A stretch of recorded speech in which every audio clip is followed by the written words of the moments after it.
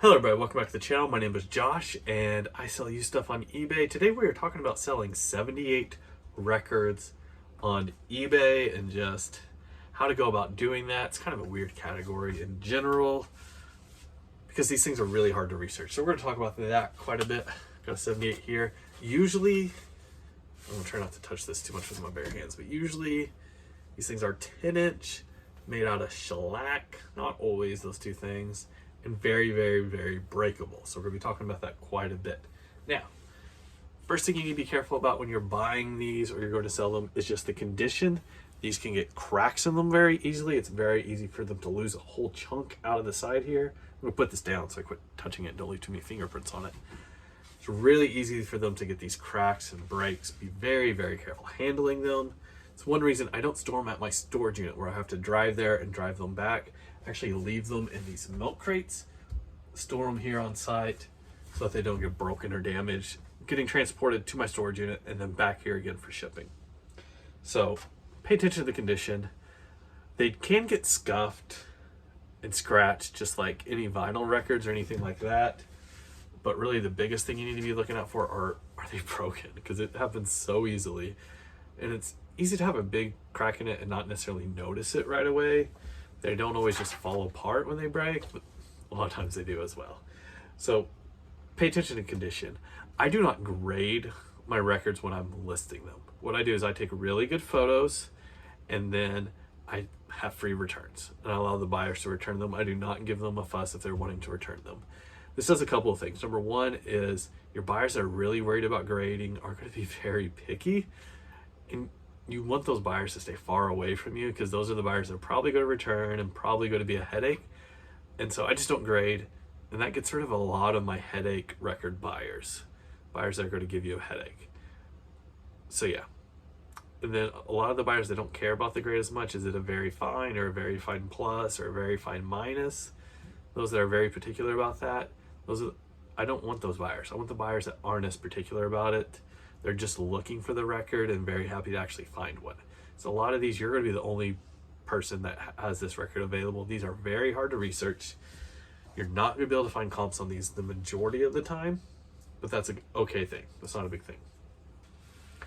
All right, so let's also talk about the minimum price that I'm willing to price these at, because it's a lot different from these than a lot of other items.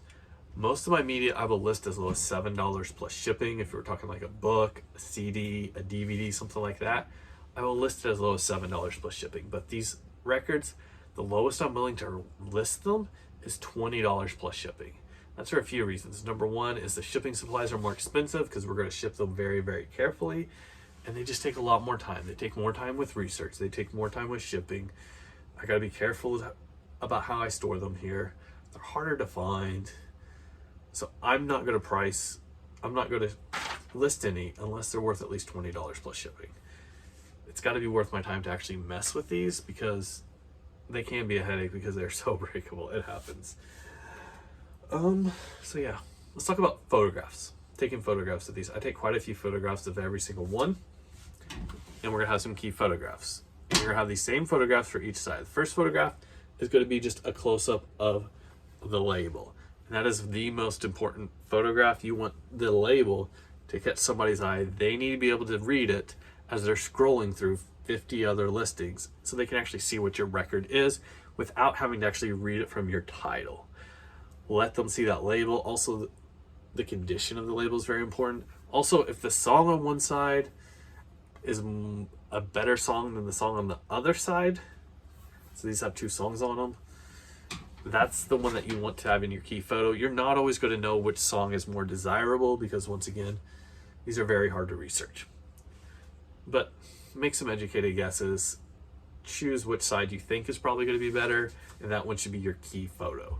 After that, so I take a photo of the label. My second photo is zoomed out showing the whole record so that you can see there's no big chips or cracks or anything like that.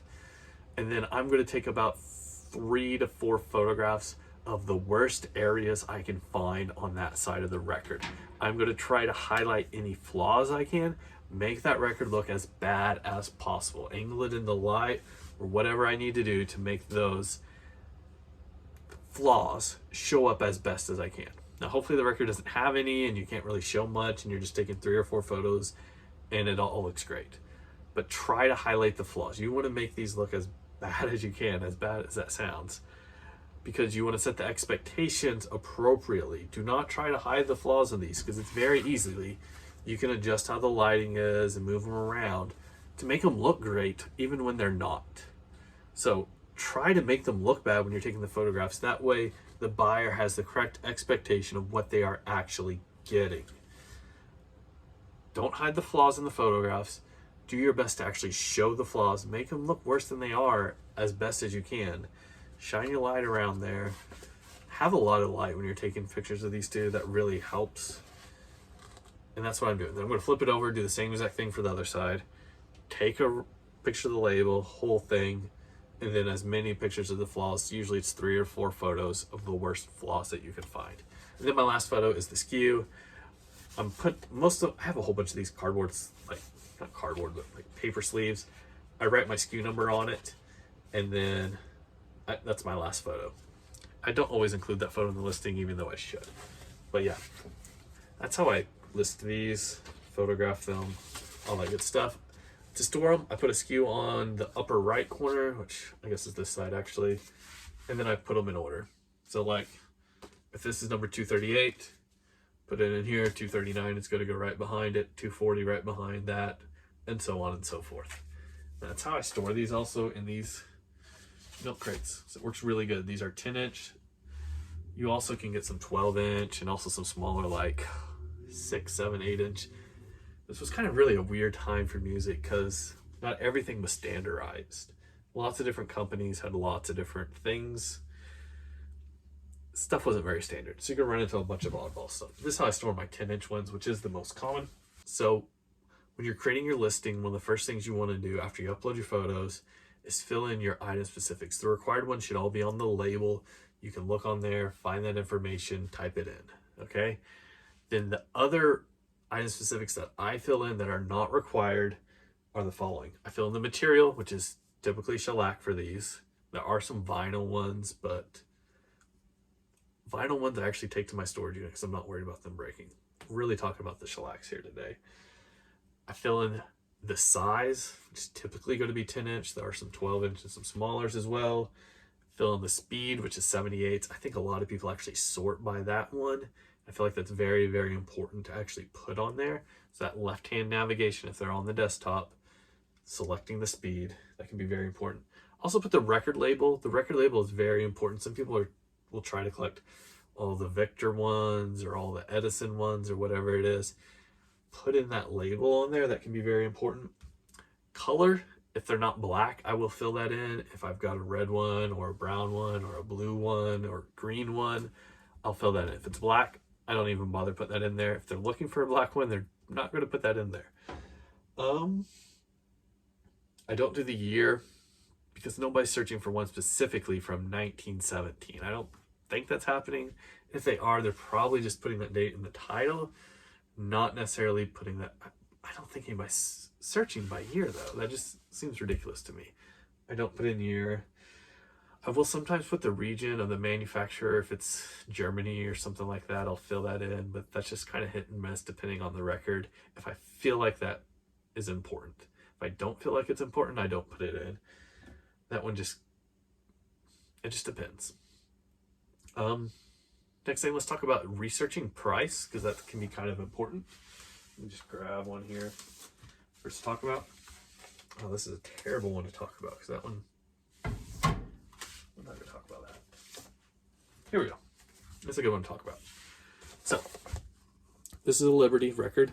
As you can see here, this writing is in Greek. Now, when you're searching up records, 2 places you're going to go for information. You're going to go to eBay, which you could use Terapeak if you want, or you can just use the last 90 days sold. Really, also, I'm looking a lot at the actives there. And then you can also use Discogs. Now, for the very first line of looking things up, I'm going to type in Liberty record, and then there's always a number on these. This one is numbered 116.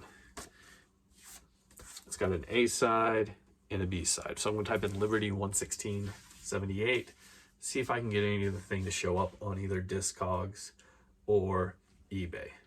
Probably not. A lot of these you're not going to find just because there's not a lot of recorded history on these. Most of these are 100 years and older at this point. Very, very, very old. There's just not a lot of history recorded on these onto the internet. So a lot of these you're not going to find. So how do you price them then? Well, you price them by looking at similar Liberty, and then this one is in Greek. I'm just going to type in Liberty Greek 78. See how those are selling in general. If I see a lot of those selling for $20, $30, $40, I'm probably going to list this around $40, turn on best offer, and see what happens. That's how I'm going to go about pricing these. Okay. So that has a lot to do with the label, who actually made them. Sometimes you can do a little bit of research on whoever is singing on that particular record. But yeah. Also, I'm running into a lot of foreign stuff right now. I don't always know, is this Chinese scripts, Japanese, Korean? I use Google Lens for figuring that out because it can translate this, and that can be helpful as well. But once again, I'm looking at that label. You can pretty much always find comps on the label on what other 78s by this company are selling for, even if you can't find that exact record. And that's a big thing about comping these and pricing them is, while you can't find that exact one, you can find similar ones by the same label, and the pricing will be kind of similar. Not perfect, not exact, but we're pricing all of these at $20 or above. Anything under $20 and anything that is somewhat damaged or a little bit messed up, I just give to my sister and she enjoys them, so she has them. But yeah, that is pricing. It can be hard here, and that's why a lot of people shy away from these, is they don't know how to price them because pricing them is complicated. Also, these do not sell fast. They sell for good money when they sell, but they sell very slow. There's a very limited market for these. So if somebody goes and they list 10,000 of these tomorrow, it's going to take forever for those to sell, and it's really going to actually hurt the market. So yeah, it's a very limited market. The people that want these have money and they're willing to pay up for them. But there's not a lot of people out there looking for these. So let's talk about shipping. Shipping is something that the buyers of these are very, very concerned about, because anybody that buys a lot of these on eBay has had many of them broken in transit to them. A lot of people will try to ship these in a regular, let's see if I can find one, LP vinyl mailer. This is what you use to ship regular LPs, and they work great for that. But these shellac records, these 10-inch, very breakable records, are going to break in one of these normal record mailers. Okay, so what I do to ship these, I've never had one break this way, and it's kind of overkill, is I use one of these boxes, like you've done here. These are 12 by 12 by 12 boxes. Okay, I take them, close them up, put a piece of tape both ways on them, and then I put some packing paper down at the bottom. And then I'm going to take my record over here to my medium-sized bubble wrap. I'm going to roll it around quite a few times, tear it off. Then I'm going to turn it 90 degrees, roll it around several times the other way, so that I have bubble wrap running both ways across the record. Very well protected. Gently place it in here, gently place some more packing paper on top. At this point, if you push down really hard, you're going to snap that record in half and it's going to break. But gently push it down, close it up, shake it to make sure it's not moving around, and then ship it out. It's going to ship out for 2 pounds. I do ship these media mail. I've not had one ever break that way. Okay, had them break some other ways, but this way has so far been bulletproof for me. They are going to be 2 pounds. You're spending a lot of money on shipping supplies because these boxes, I can't get them from under $1. These are costing me like $1.25 each right now, and that price is just going up. So once we do that, some packing paper, some bubble wrap, we're looking at like $2 to $3 in materials just for shipping them out. Between all that stuff, the bubble wrap, label, tape, we're talking $2 to $3 pretty easily right there. And that's a big part of why I want that minimum price being at $20 plus shipping. Okay, So this is how I sell 78s. I price them kind of high, usually pricing based on the label. Usually I can't find an exact comp. I see people will sometimes have active listings of these down at like $5 plus shipping, which all your money's going to shipping supplies. Why are you doing that? When I see that, I just put it in my stack of duds and give it to my sister.